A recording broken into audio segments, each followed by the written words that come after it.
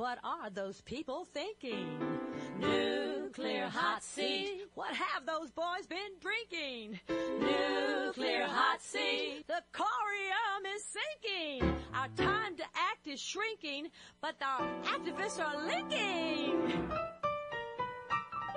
Nuclear hot seat, it's the bomb. Welcome to Nuclear Hot Seat, the weekly international news magazine keeping you up to date on all things anti-nuclear. My name is Libbe HaLevy. I'm the producer and host, as well as a survivor of the nuclear accident at 3 Mile Island from just 1 mile away. So I know what can happen when the so-called nuclear experts get it wrong. Plenty of news on the radiation leak at the waste isolation pilot plant site in Carlsbad, New Mexico this week, and we will be focusing on it in a special report with interviews with 3 activists on the front lines of the battle. Don Hancock of Southwest Research and Information Center, Karen Haddon of the SEED Coalition in Texas, and Diane DiRigo, Radioactive Waste Project Director at Nuclear Information and Resource Service, or NIRS. What's happening? Where's the waste going? And what's it going to cost we the taxpayers? All that information in interviews, plus features and numbnuts of the week, coming up in just a few moments. Today is Tuesday, April 29, 2014, and here is the week's anti-nuclear news. Time to catch up with some international stories. There was victory in Taiwan as demonstrators, 28,500 of them in a single demonstration, forced the Taiwanese government to announce that it would stop construction at a controversial nuclear power plant. Protesters broke through a police cordon on Sunday, April 27, to take control of a busy 8-lane intersection, demanding an end to construction on the Nuke 4 power station outside Taipei.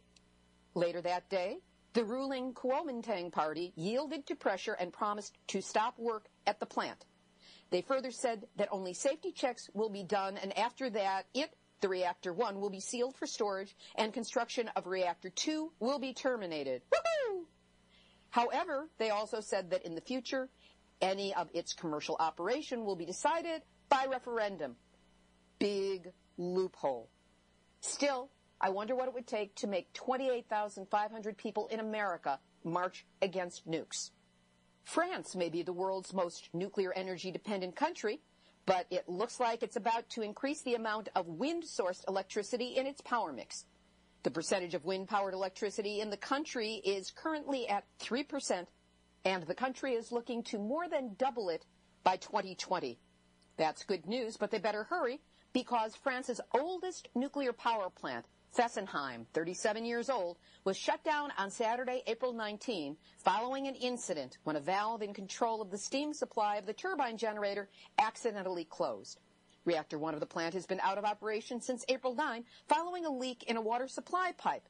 You know, these things get old, they leak. France, put them out of their misery, shut them down, and put up some windmills. Over to Pakistan, where that country may ban Japan edible items in case traces of radioactive material are found on them. Back in April of 2011, the Pakistan Nuclear Regulatory Authority had directed authorities dealing with cargo arriving directly or even indirectly from Japan, be they edible or inedible, to be screened for radiation. The directives were issued from the Pakistan Nuclear Regulatory Authority. The PNRA made clearance mandatory for every consignment being imported from Japan. Can you imagine the NRC being that concerned about foodstuffs and non-foodstuffs from Japan coming into America? Over to Canada, and yes, Canada is another country, Americans.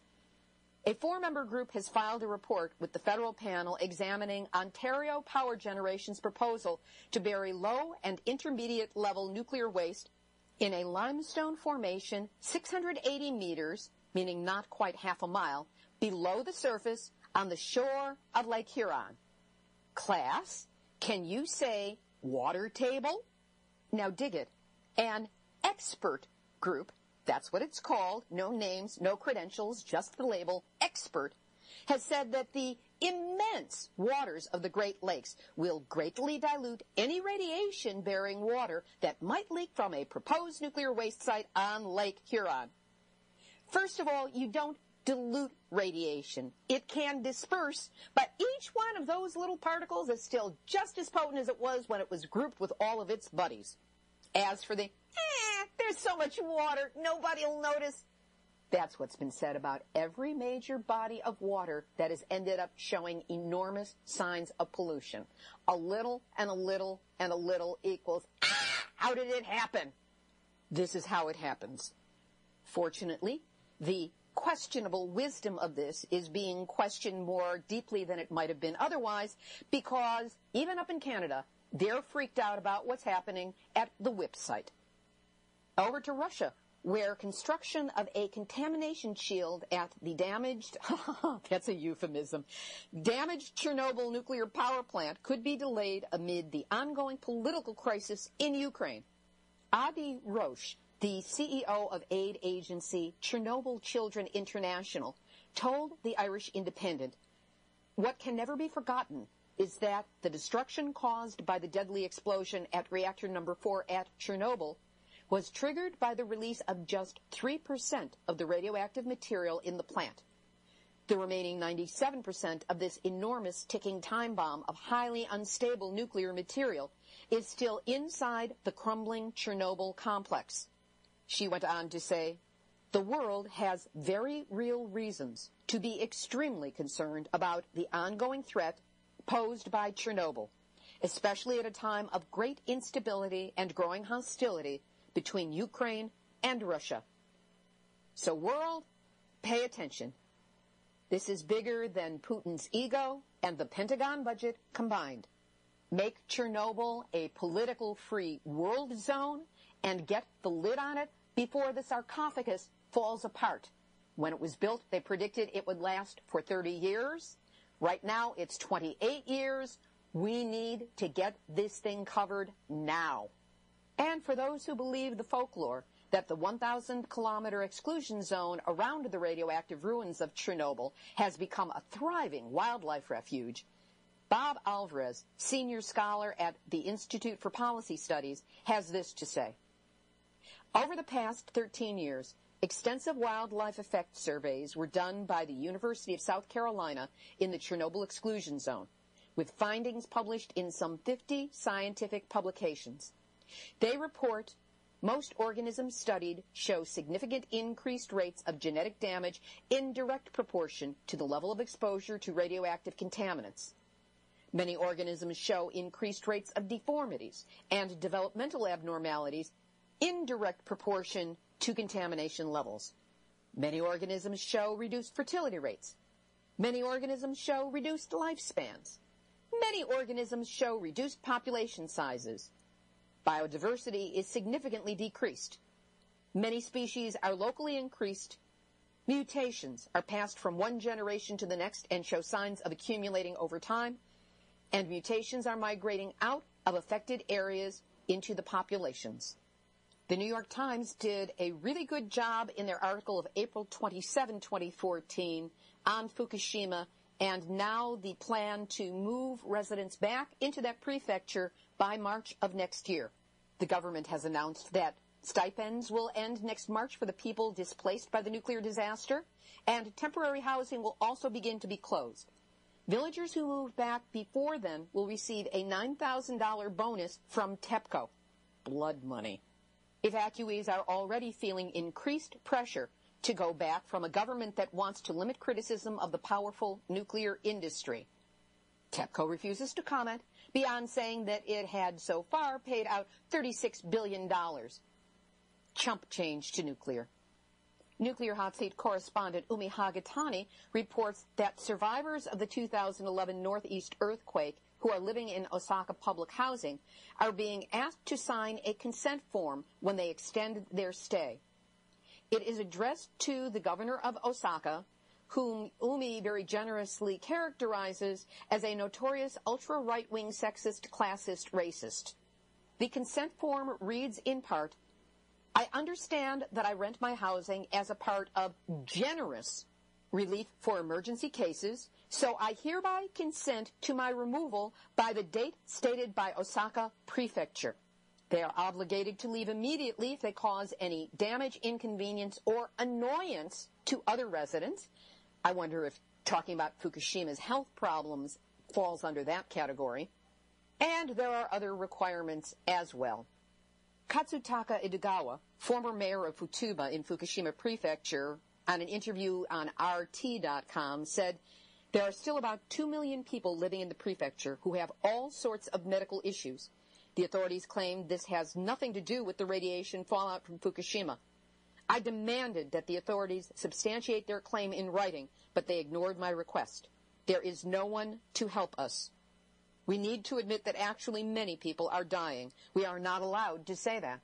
Of his own health, Idegawa said, "I now get exhausted quickly. It's harder to speak. I often get colds. My eyesight worsened. I have a cataract. My stomach hurts. My skin is very dry.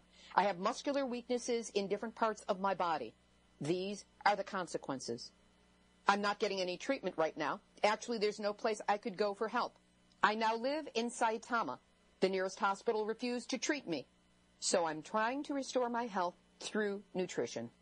And now, Nuclear hot seat, nuclear hot seat, nuclear hot seat, nuts of the week. well, if you want to convince people that it's okay to eat sushi, that fish from the Pacific is just okay. And by the way, we're doing this to help get rid of a politician we really don't like. Just get President Obama to sit at a sushi bar in Tokyo and eat sushi.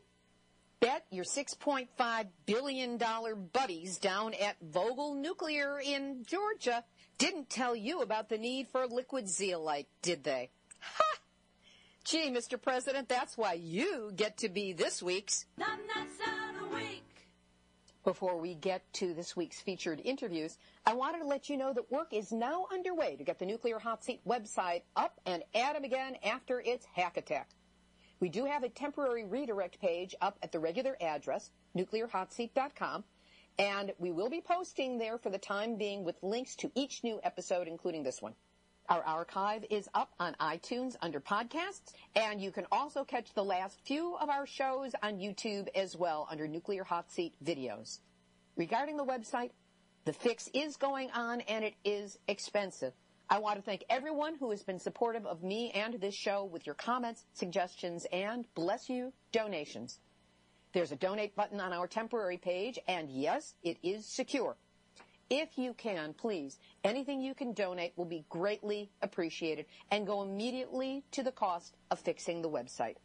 Now for this week's interviews. We focus special attention on the Waste Isolation Pilot Plant, or WIPP, site in Carlsbad, New Mexico. First, if you haven't been following this story, here's a recap. The WIPP site is a deep geological repository licensed to permanently hold and dispose of some forms of radioactive waste.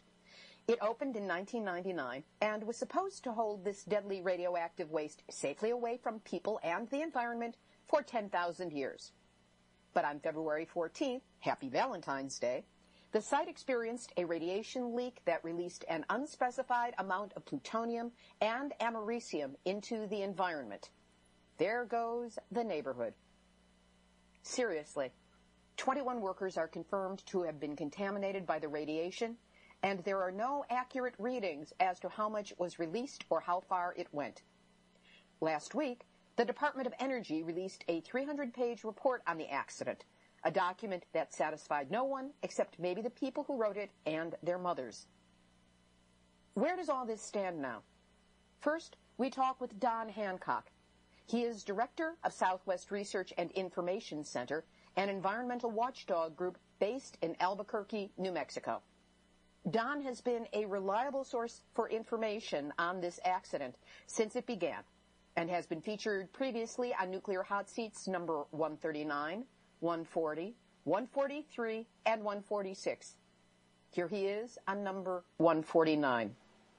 Don, since last we spoke, the Department of Energy's Accident Investigation Board released a 300-page report on the accident at the WIPP site.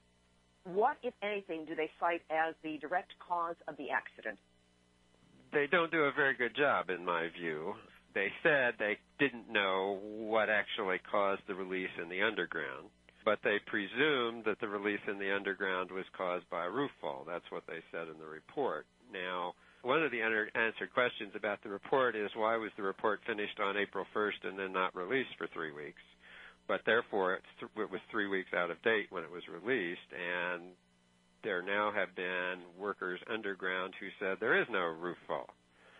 So as I say, they don't know what the cause is, and their speculation of what the cause is seems to be wrong based on what we know now.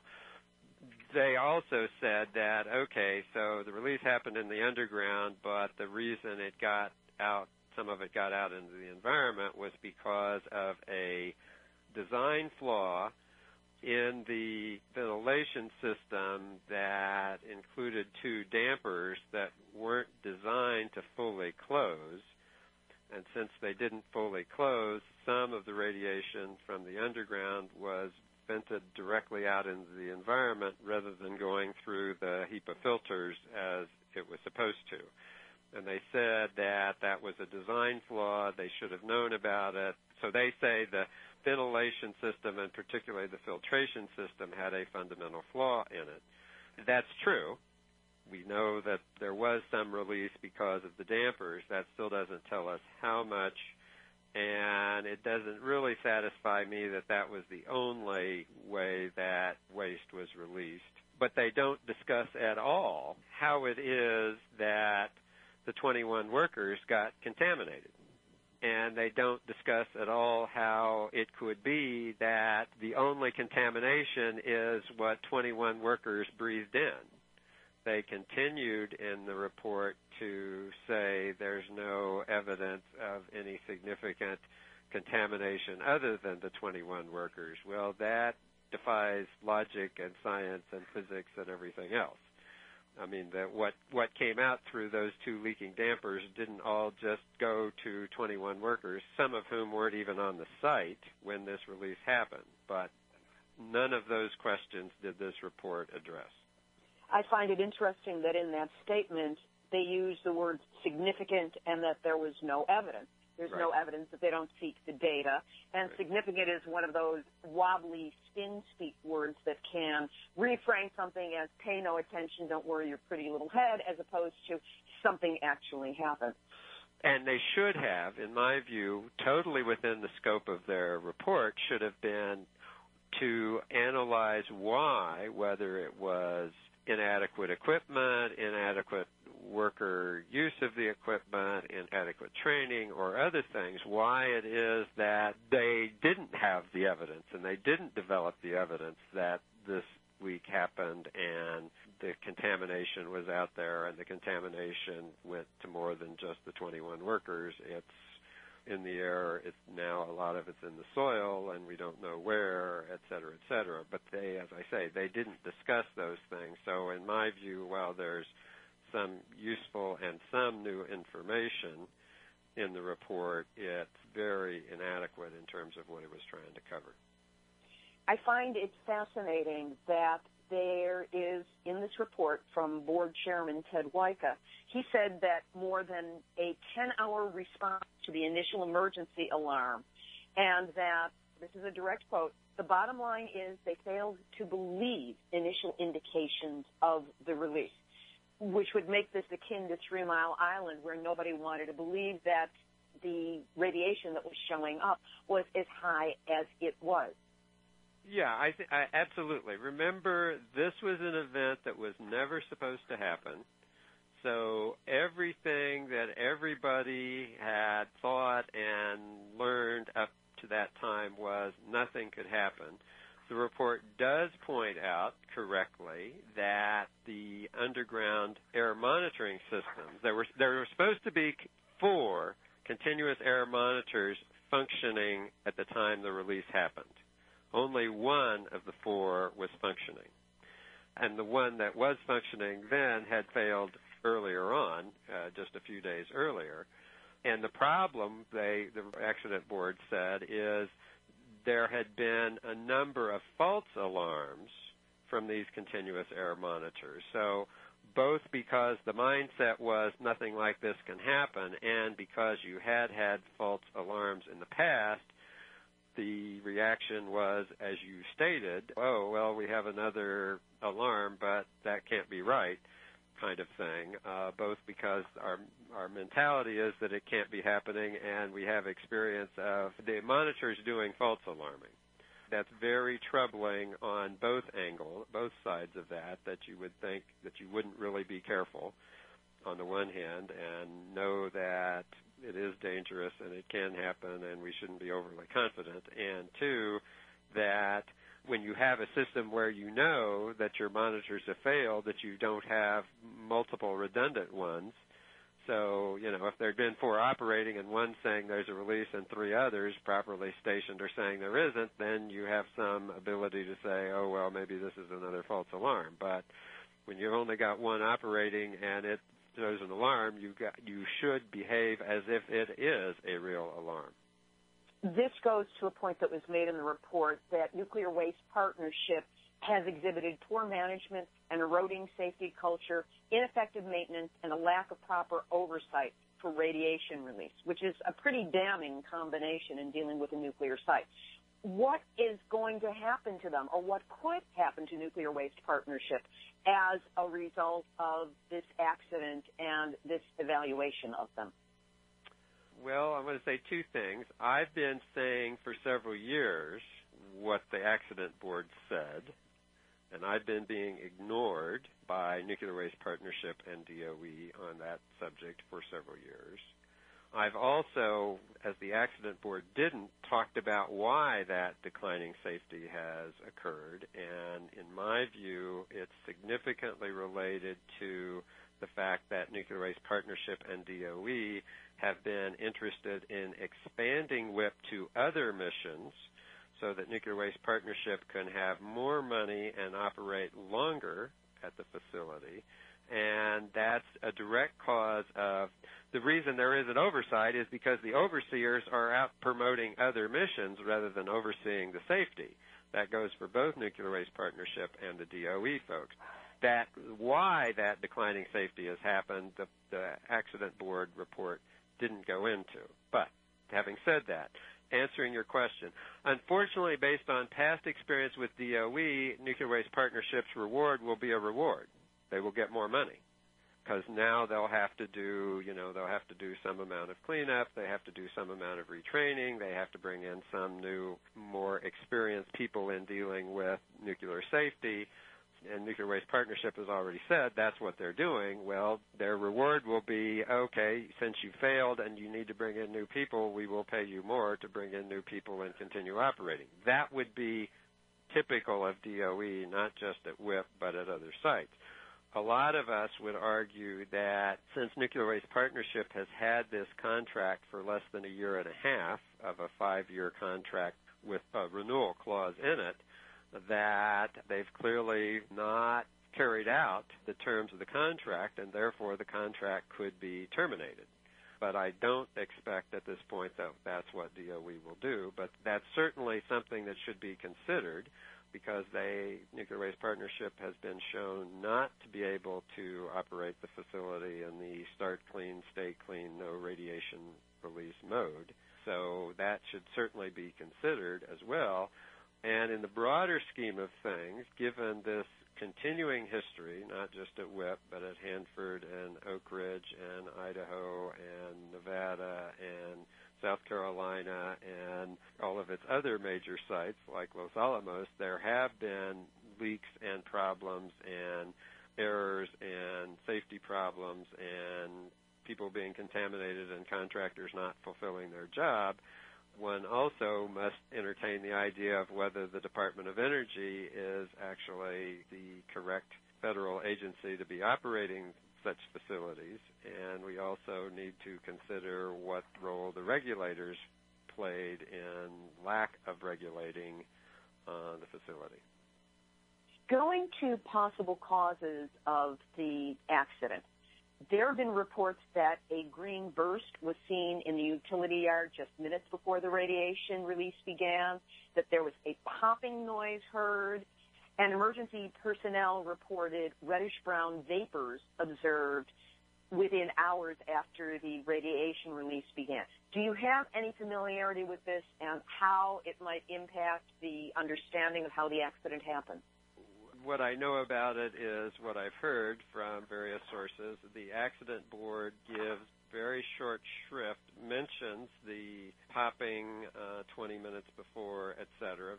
Gives very short shrift to it, and they don't say why, but presumably because this is in the area of the utilities on the surface, which is more than a mile away from where the release happened, and so presumably they're presuming there can't be any connection between those events on the surface and what happened in the underground.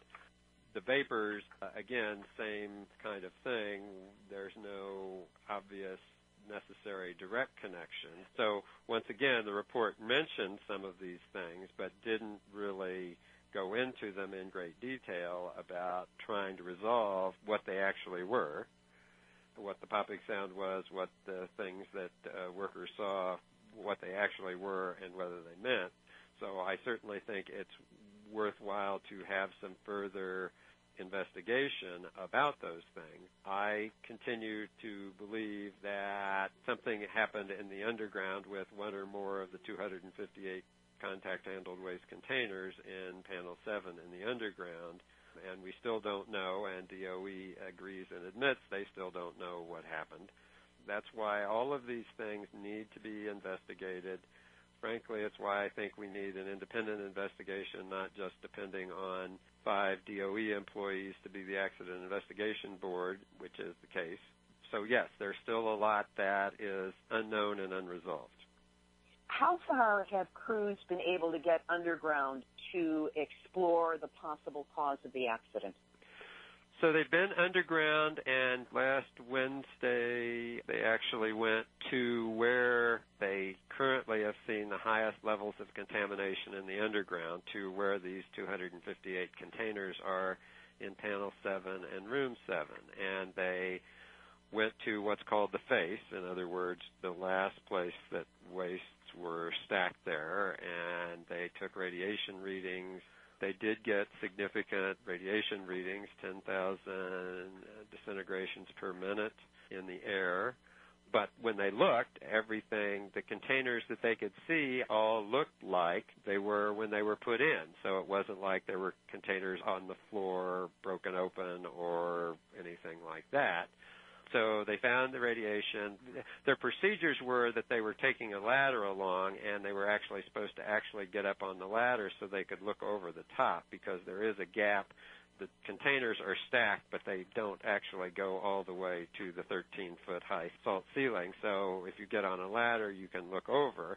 And they said they could look over, and they could see the ceiling all the way to the back. It appeared that there hadn't been any ceiling collapse, not only on the outside, this face of where the containers are, but all the way back over where the 258 containers were. So they got down, and then they went to kind of the back side. So this is Room 7, and they went around back to the end of Room 6 to look kind of at the back of that stack of 258 containers.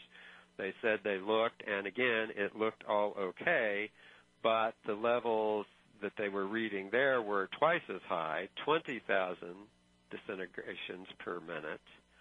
At this point, the highest levels of radiation they're picking up in the underground are at and near where these containers are, so that's still the working theory about the source of the leak, but just in looking at things, they still can't figure out which drum containers have leaked. So now the next phase that they're working on is, okay, so now we need to be taking cameras that have boom extensions on, so in that space between the roof and the top of the waste containers, we can run a camera through there and kind of see what the camera can tell us about what's actually there. So that's, at this point, the next thing that they're planning to do.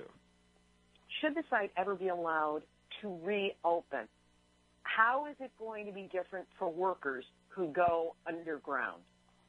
My organization's view is that it can't be reopened until we know what the cause is, we know what was released, the public, through an independent process, know that any further release can't happen, that the contamination in the underground and on the surface needs to be completely cleaned up, and that any and all of the contaminated workers need to have adequate medical evaluation and treatment. So all of those things would need to happen before my organization, and I think numbers of other people, would think that WIP should open.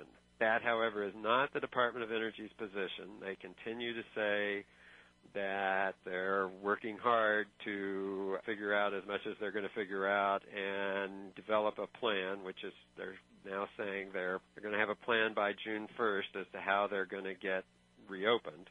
So that's their plan. And then just today, the National Nuclear Security Administration, which is part of the Department of Energy that deals with nuclear bombs, released a new report on what to do with 34 metric tons of surplus nuclear weapons plutonium. This is plutonium that was in nuclear bombs and has been pulled out of bombs as they were dismantled. And DOE has long had another failed project in mind to do this, to build what's called a MOX, Mixed Oxide Fuel Facility, at the Savannah River site in South Carolina, to turn this plutonium into fuel for commercial nuclear power plants, which is a bad, expensive, unworkable idea, but DOE has spent about $4 billion taxpayer dollars on that, and a lot of people in South Carolina and my organization of others have been complaining about this and opposing this idea. Well, DOE for the last year has now kind of decided, well, things aren't working out very well, that facility may not work, no utility wants to have that fuel, it's very expensive, the facility's under construction, they don't know it'll ever work, so they've been looking at alternatives. So just today they released their study of alternatives, and guess what? The best alternative is, according to this study released today, is sending this 34 metric tons of surplus plutonium, none of which was supposed to go to WIP, sending it all to WIP. It's like in the government, the right and the left hand don't know what they're doing. Of course, that's redundant. We know that one already. Go ahead. So here, once again, we're in kind of this Alice in Wonderland where Department of Energy is saying everything has been fine. We have a little bit of problem now, but don't worry, everything is going to be fine, and it's going to be so fine that we can not only reopen WIP for the waste that's supposed to go to WIP, we can reopen WIP to expand it, keep it operating for another 3 or 4 decades to handle this other waste stuff. Again, we are in this situation where people in New Mexico and other places that are paying attention have to wonder, who are these people that are in charge of this dangerous nuclear material, and should they be the ones that should be in charge of it?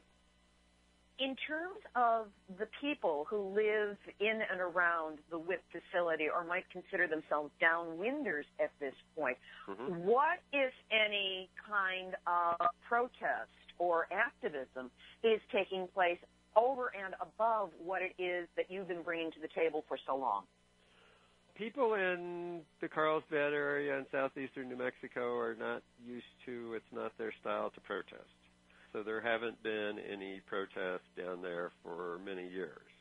The thing that's changed a little bit is that there are these weekly town hall meetings that are held in the Carlsbad City Council chambers that are co-sponsored by the mayor of Carlsbad and the Department of Energy. So each week, DOE officials and contractor officials come to have an hour-and-a-half town hall in which they present some of what the current information is in terms of what's going on at WIP and allow people in the audience there to ask questions, and to a more limited extent, people who are watching online, and these town hall meetings are live streamed online, so anybody who can get online can look at them.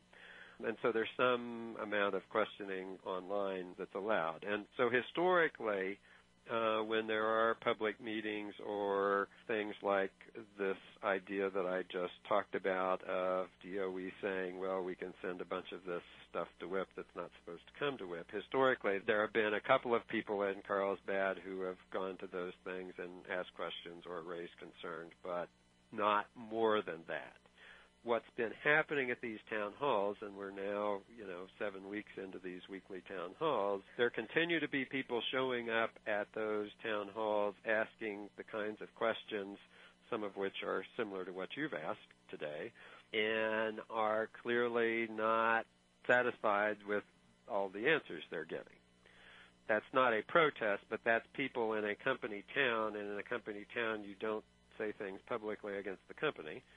In this case, WIP and the partnership and DOE, there are people that are now at least asking harder questions and being willing to express some public skepticism.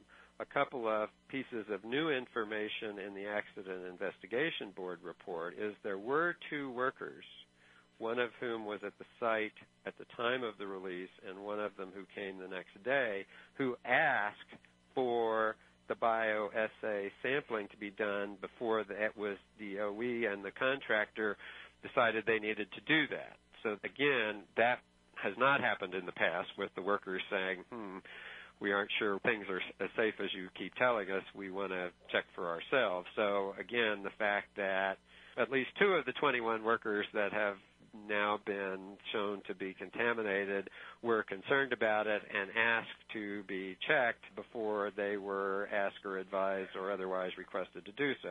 That's a change from the past. So not protest, but yes, there is more questioning, there is more skepticism going on in the Carlsbad area. People are asking for information that they'd never asked for in the past, so that's a good thing.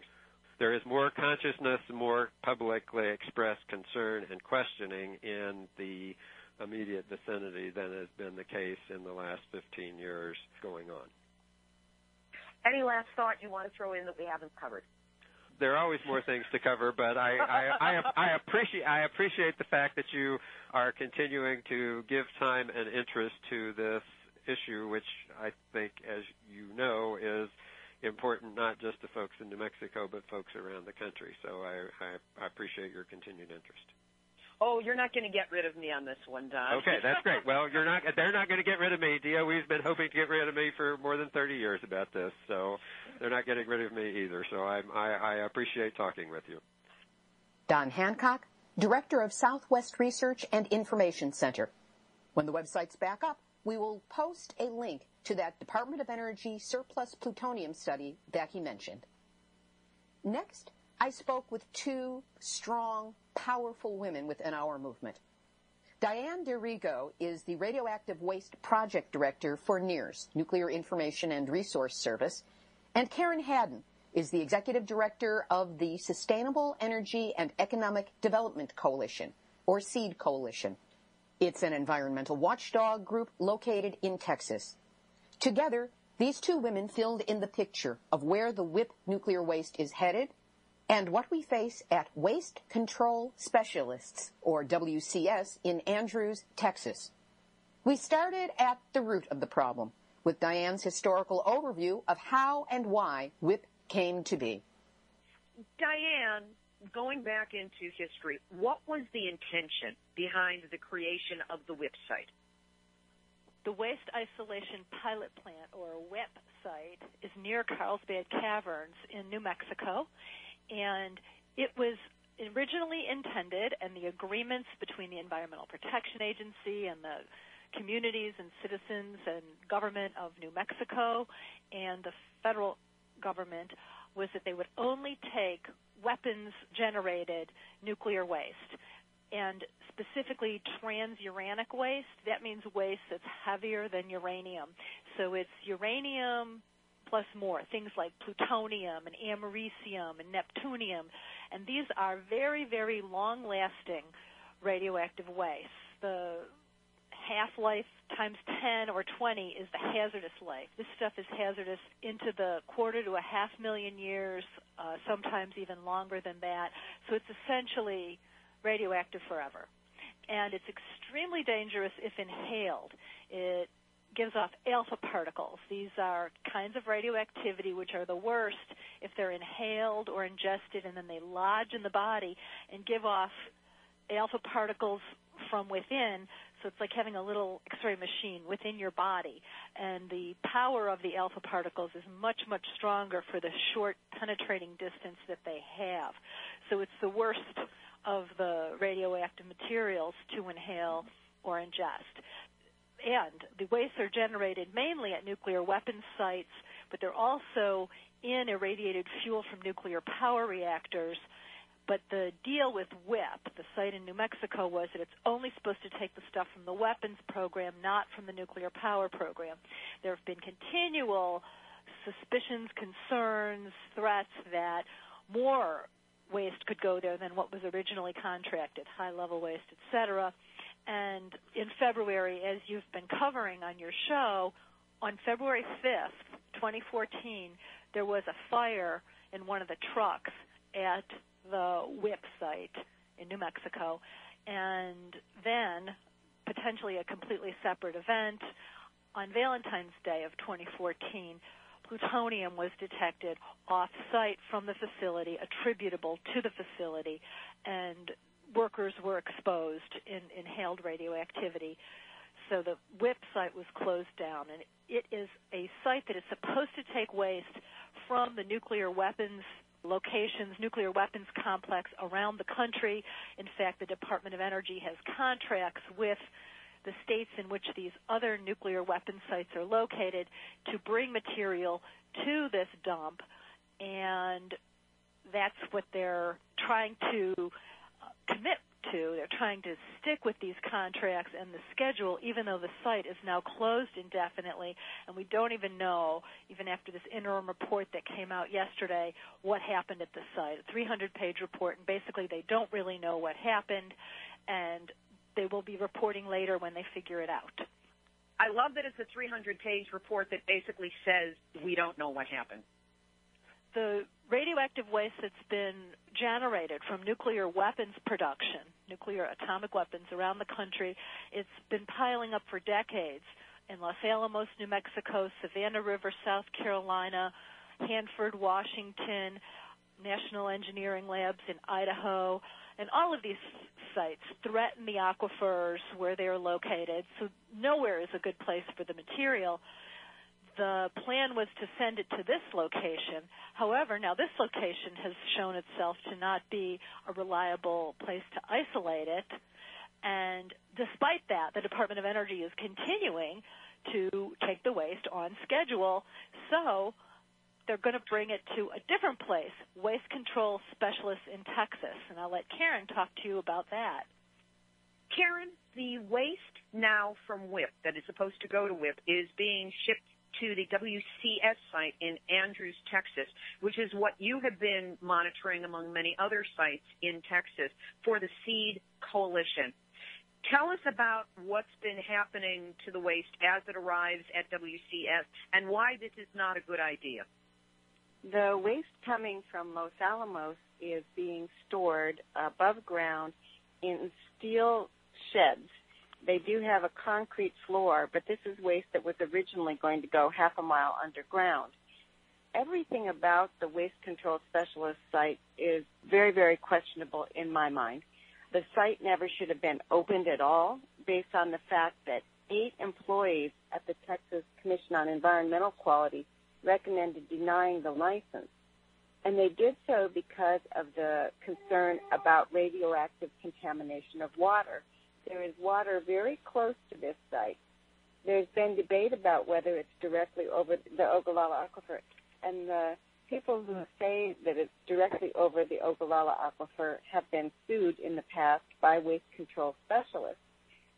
And Waste Control Specialists is owned by a Texas billionaire, is it not? Yeah, Texas billionaire Harold Simmons has been the owner of Waste Control Specialists. He recently passed away at close to $10 billion in his fortune.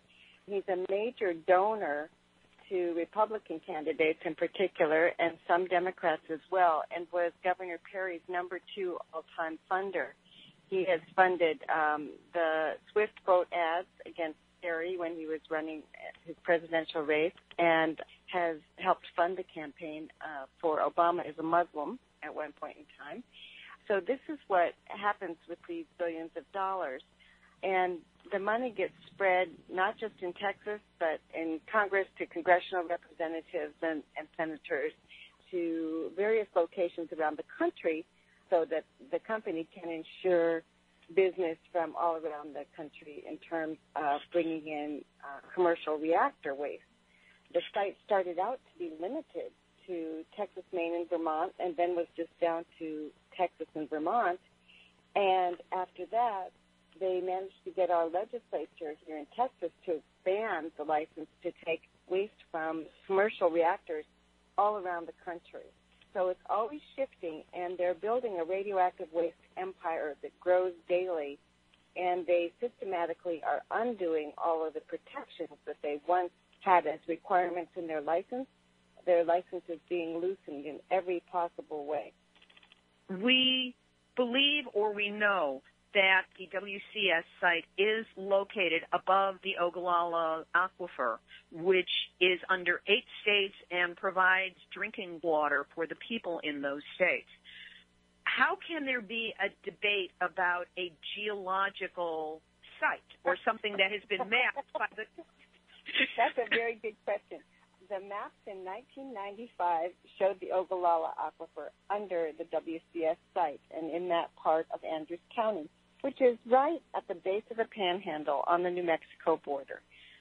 The maps got changed in about 2006, the Texas Water Development Board maps, and the aquifer boundary was shown further north. They say that was based on input from monitoring wells that waste control specialists had on site and data provided by Texas Tech University, where Kent Hance is now chancellor, and Kent Hance is the vice president of WCS. So it sounds like this is fox in the hen house, let's protect our interests. Perhaps. Always. And the money flows so far and wide that WCS has a virtual monopoly on everything they touch. WCS has even given money to every single one of our Texas Supreme Court justices.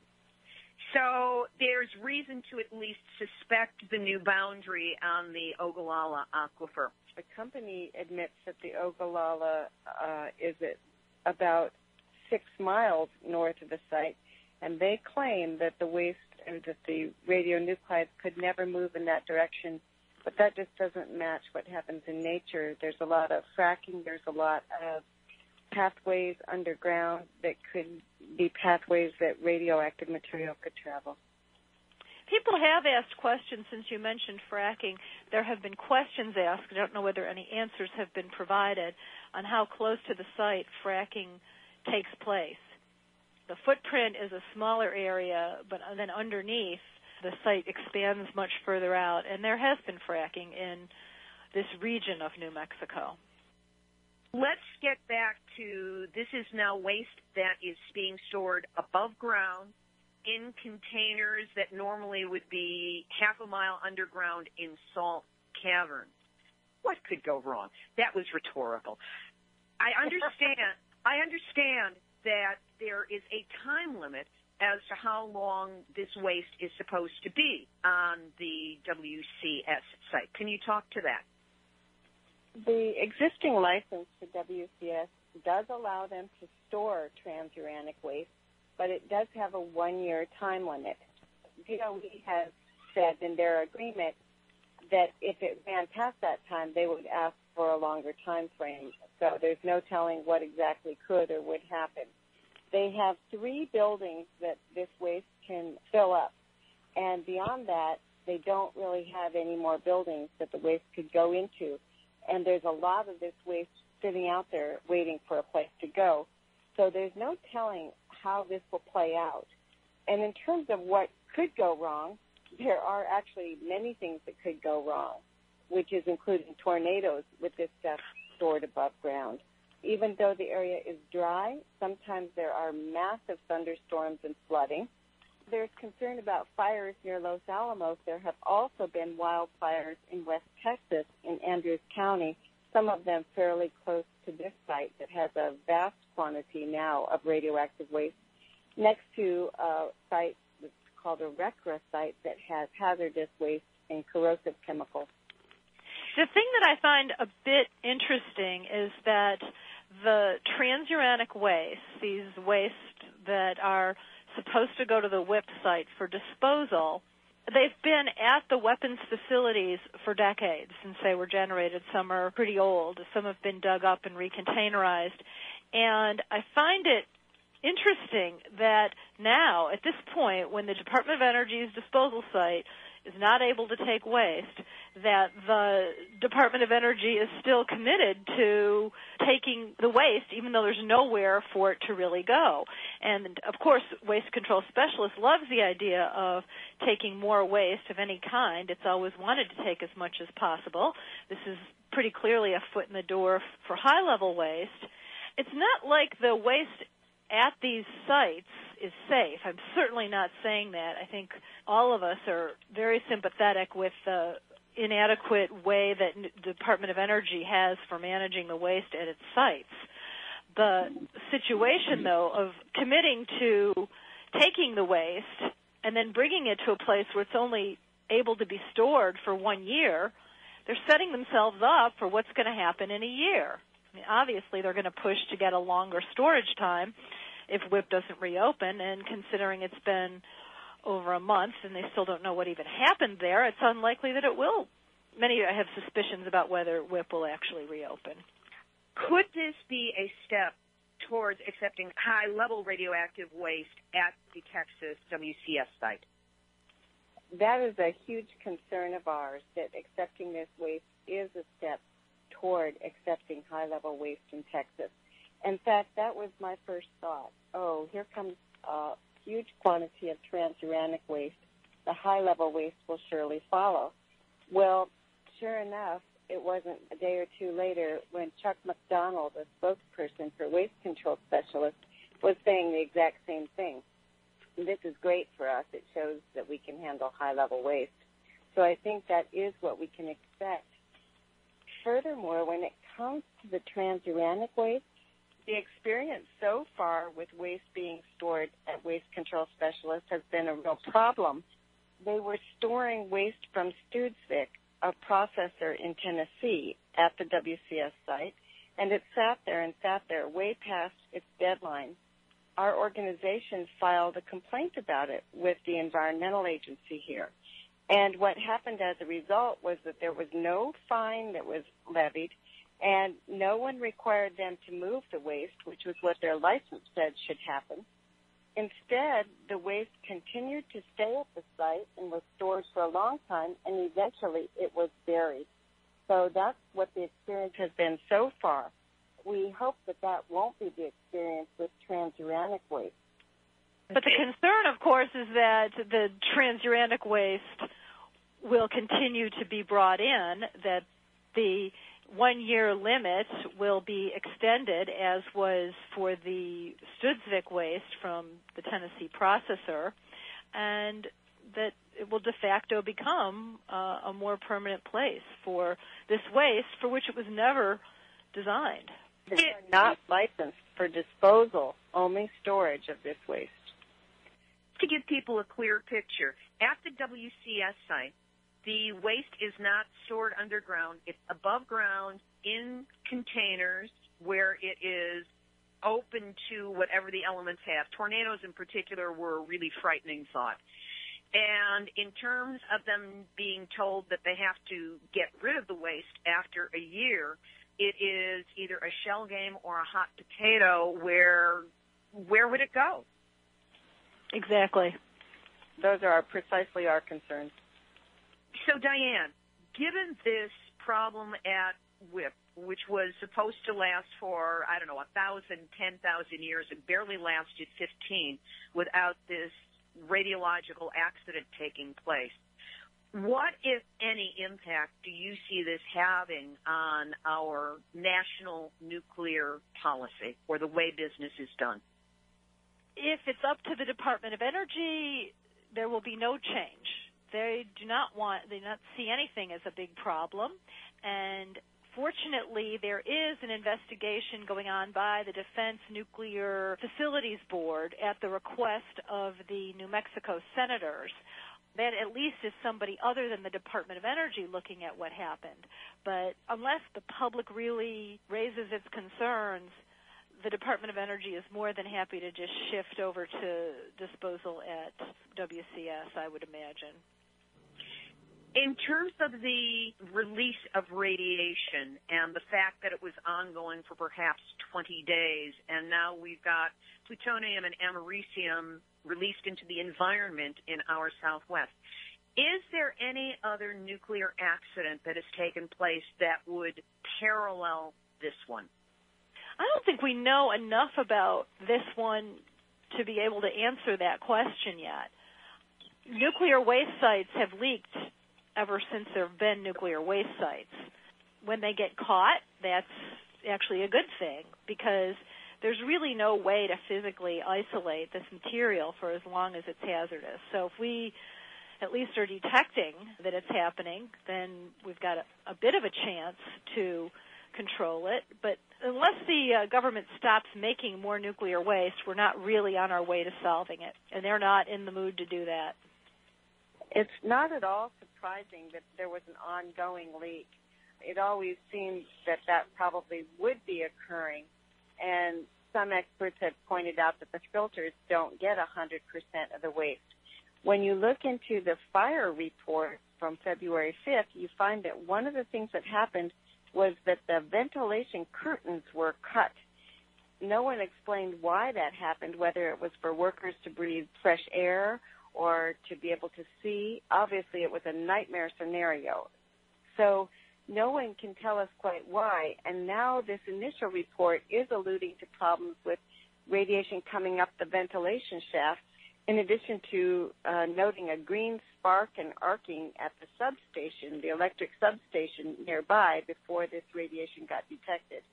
So we have yet to find out fully what happened, but certainly it's not surprising that there has, in fact, been ongoing radiation release. And WCS was originally, was pushed as, well, they actually touted that it was from medical. They said it would be paint cans. They never admitted even that it was nuclear power waste until really pressed. And then they began to admit that. But it's always a foot in the door thing. Once they get away with putting some waste in a particular location, if they can get away with that, there's the danger of more coming in, because there is no good place to store this waste. There's no place that can guarantee isolation from the environment. So the question is, who's going to be the sacrifice area? And unless somebody puts the brakes on it, WCS is in line to be that sacrifice area for not just this so-called low-level waste, but also the transuranics, the high-level waste, the whole weapons and commercial waste streams. Anything else? Last minute, either one of you. Thank you. Thanks for giving us the chance to talk about this sort of secret site down in Texas. That was Diane DeRigo, Radioactive Waste Project Director for NEARS, and Karen Haddon, Executive Director of the SEED Coalition in Texas. We will be staying in touch with all three of these individuals as this story continues to unfold, because as with all things nuclear, the WIP story is not going away in any foreseeable millennium. This has been Nuclear Hot Seat for Tuesday, April 29, 2014. Material for this week's program has been researched and compiled from ENEnews.com, Climate Connections, ENN.com, The Nation, TheStar.com, Bob Alvarez, Umi Hagatani, RIA Novosti, World Nuclear News, RT.com, New York Times, Wall Street Journal, AP, and the Nuclear Hot Seat Facebook community. Please stop by, say hello, be our friend. Special thanks this week to Sean Arkwright and Christine Dillon-Strickland for their ongoing help in posting Nuclear Hot Seat each week since the website meltdown. Theme music written by me, sung by Marilee Weaver. Nuclear Hot Seat is syndicated on UCY.TV. Our archive is available on iTunes. You can subscribe under podcasts, and hopefully we'll soon be back in business at nuclearhotseat.com/blog. Nuclear Hot Seat is the activist voice on nuclear issues, so if you have a story lead, a hot tip, or a suggestion of someone to interview, send an email to info@nuclearhotseat.com. We are copyright 2014, Libbe, HaLevy, and Heartistry Communications. You have my personal permission to reuse this material as long as proper attribution, meaning website and my name, are included. This is